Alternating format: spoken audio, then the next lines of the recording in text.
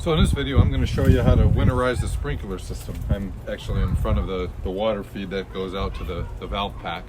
That's part of the sprinkler system. I'm Rich Close, and you're watching the Rich Close YouTube channel. It's that time of year in Michigan.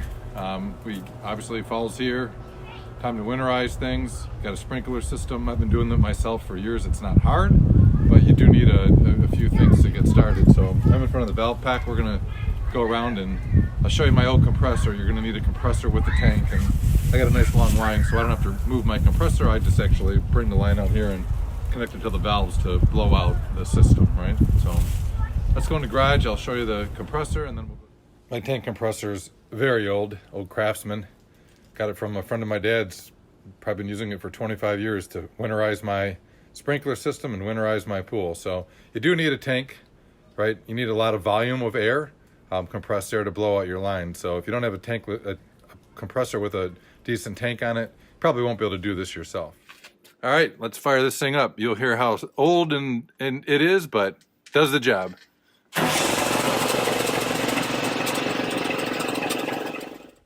Down here in the basement, what you'll need to do is follow your outside lines, right? So for me, it's the one on the left up here as my supply line of water for the outside sprinkler system, and then the outside faucet is right next to it. So we follow this line down and around, and eventually you'll come to a shutoff, right? In the line right here. So you want to close that valve before you get started.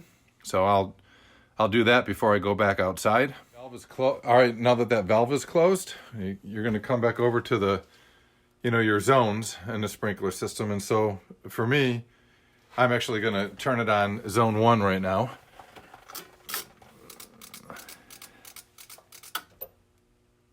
And no water's running, obviously, because the water is off.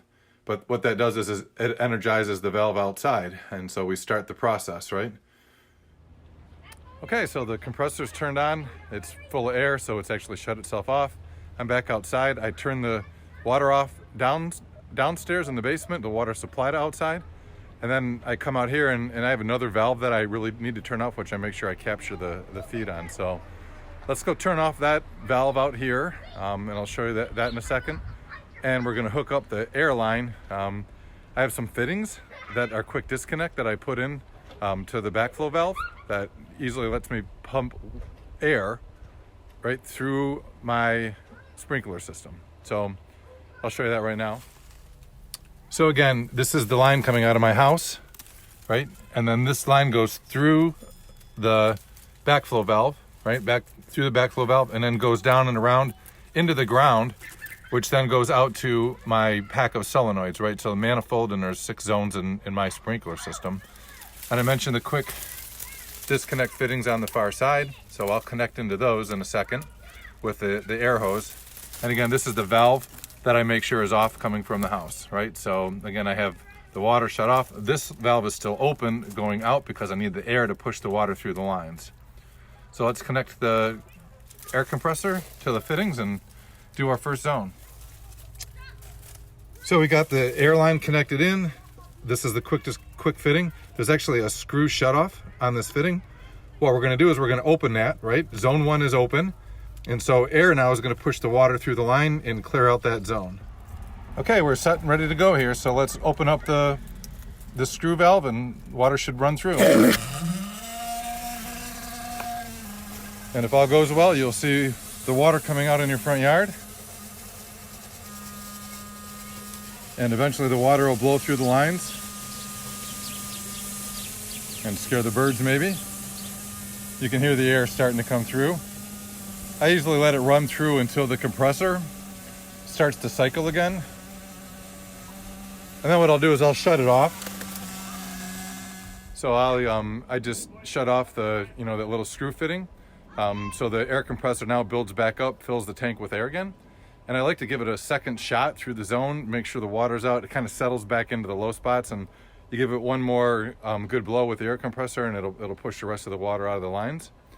And then you go back downstairs, turn it to zone 2, repeat this process, right? So first blow, let it recycle, second blow, go to zone 3, 4, 5, 6. I also made this little fitting it connects onto a hose, and then obviously the quick disconnect on the other end. So I actually can blow out my hoses too. So I'll put this on one end of the hose and just blow the water out. Then I don't have to worry about taking my hose in the basement. So and another step you can do if you want to. All right, there you have it. If you do it right, you should have blown out all the water in the lines. Obviously, you unplug your controller for the season so they don't open up again.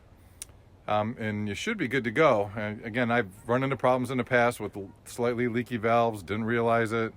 Water runs back in and I end up with a broken pipe. So, again, you got to pay a little bit of attention to what you're doing and make sure your valves work and turn off right. I've actually put in some extra things now to make sure that water runs out of the lines going into my house, right? All right. Remember, subscribe, watch the rest of my YouTube videos, and send me your comments and questions.